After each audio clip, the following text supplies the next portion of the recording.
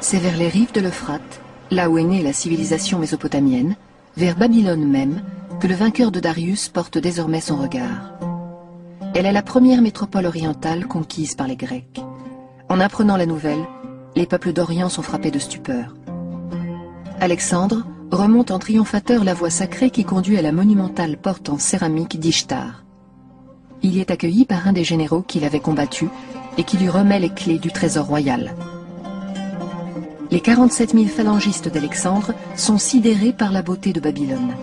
Les murailles de la ville sont recouvertes de frises cyclopéennes représentant un défilé de lions, de taureaux et de bêtes étranges. Ils parcourent, stupéfiés, ces jardins suspendus disposés en terrasse où une machine élévatrice assure la montée nécessaire à leur irrigation.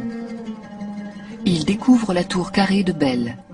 Ces splendeurs qui s'offrent à leur regard dans une ville gorgée de beauté comptent parmi les 7 merveilles du monde. On a retrouvé la déclaration adressée par Alexandre aux habitants de Babylone à l'instant de son entrée dans la ville. Car à Babylone, les événements importants étaient relatés sur des tablettes d'argile gravées en écriture cunéiforme.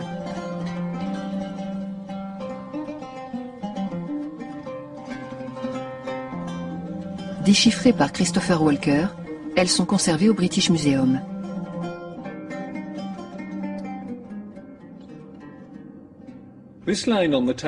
Sur la tablette, on peut lire la déclaration d'Alexandre faite au peuple de Babylone avant qu'il n'entre dans la cité. « Je ne pénétrerai pas dans vos maisons ». On peut imaginer que là encore, il s'agit d'une sorte de propagande politique. Il existe une histoire bien plus ancienne relatant le siège de Babylone par le roi perse Saras à l'époque de Nabunados. Après être entré dans Babylone, il fit annoncer publiquement que tous les habitants de la ville devaient déposer leurs armes et après avoir fouillé les maisons, s'il s'y trouvait encore des armes, leurs occupants étaient mis à mort. La déclaration d'Alexandre a l'air de ressembler à une promesse aux Babyloniens par laquelle il s'engage à ne pas leur infliger le même traitement. Sa démarche vise à ce que les Babyloniens se rangent à ses côtés sans qu'il ait à mener une nouvelle bataille. Ayant été roi des Grecs, pour devenir roi des barbares, il se devait d'établir de bonnes relations avec eux. Il devait leur démontrer qu'il avait l'intention de respecter leur peuple, leurs coutumes et leur religion. Ça a été sa première tentative pour s'imposer comme un véritable dirigeant international. Servi par une rumeur qui colporte dans tout l'Orient son souci de tolérance et de respect des peuples conquis, c'est sans difficulté qu'il est accepté par les habitants de Babylone. Alors qu'il avait toujours nommé un gouverneur grec à la tête des nations qu'il avait conquises, à Babylone, il laisse en place le gouverneur perse, celui-là même qu'il avait accueilli. Il quitte Babylone pour gagner Suse, où il s'empare d'un trésor qui ne comprend pas moins de 1500 tonnes d'or. Reste Persépolis, cœur de l'Empire qu'il atteint en janvier 330. Il est ébloui lorsqu'il découvre le palais d'Apadana.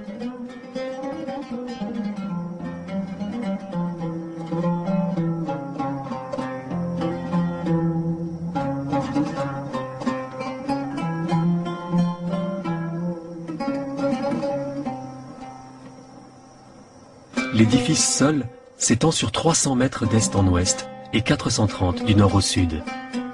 L'ensemble comprend 13 bâtiments. La trésorerie recèle plus de 3000 tonnes d'or. 20 000 mulets et 3000 chameaux seront mobilisés pour les enlever. Tout n'est qu'or, couleurs éclatantes, tentures de soie. Les chapiteaux des colonnes sont sculptés de taureaux, symbole divin.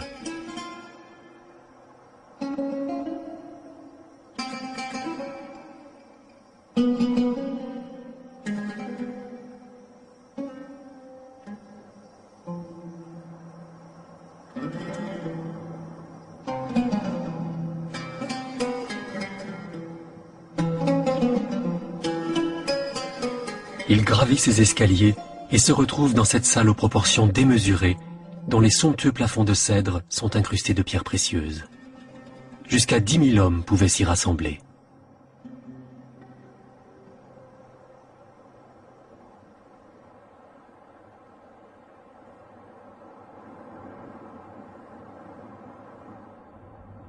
Selon les témoins, c'est entouré de ses généraux qu'Alexandre pénètre dans le palais.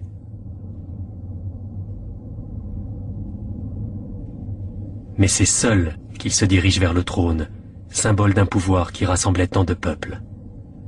4 ans seulement se sont écoulés depuis qu'il a entamé sa campagne de conquête. Il a 26 ans. Premier acte politique du nouveau souverain, il confère aux Perses les mêmes privilèges qu'aux Grecs.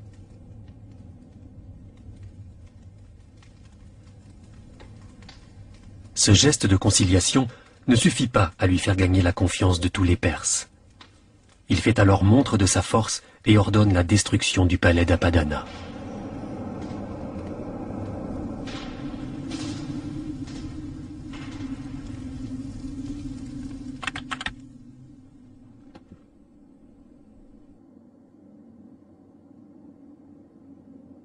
La raison officielle qui est donnée par les Grecs, c'est qu'Alexandre a voulu venger les destructions des temples grecs par Xerxès en 480, donc au cours des guerres médiques, mais certainement pas la seule raison. Ce que je crois aussi, c'est que, à la différence de Babylone, par exemple, ou de Suse, Alexandre n'a pas été accueilli d'une manière unanimement favorable en Perse. Il ne faut pas oublier qu'à cette date-là, Darius est toujours vivant. Il prépare une nouvelle armée au nord, avec Batan. Donc, Alexandre n'est pas débarrassé de l'Empire perse. L'Empire perse existe toujours, même s'il a été réduit de moitié.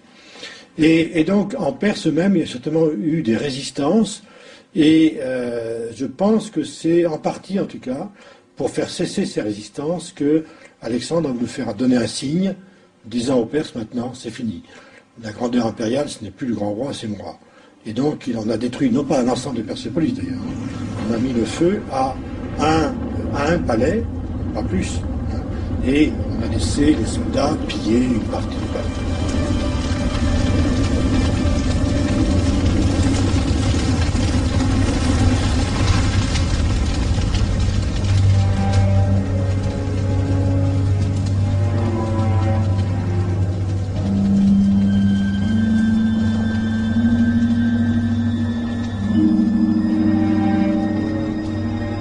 Son intérêt était contradictoire.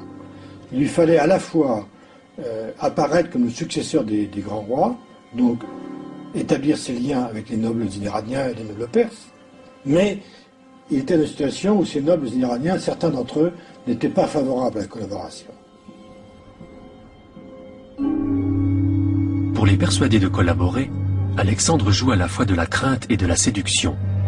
L'Anabase rapporte qu'il commande un gigantesque banquet où sont invités aussi bien des Grecs que des Perses.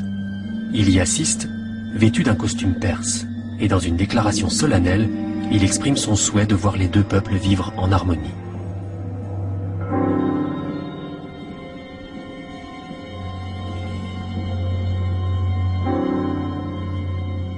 Alexandre s'est trouvé dans une situation très simple, qu'avaient connu les grands rois perses lorsqu'ils ont conquis l'Empire. C'est d'établir des relations très étroites avec ceux qui dirigeaient l'Empire achéménide, c'est-à-dire la noblesse perse et iranienne, des vieilles familles, très liées entre elles, très liées à la royauté. Et il fallait absolument, Alexandre avait besoin, il a très peu d'hommes avec lui, qui ne connaissent pas le fonctionnement de l'Empire.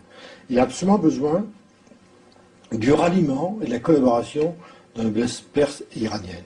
Et pour cela, il faut qu'il réussisse à la fois à être le roi des Macédoniens et le roi des Perses. Il n'a jamais pris de titre, mais peu importe. Celui qui était reconnu par les noblesses perses comme leur roi.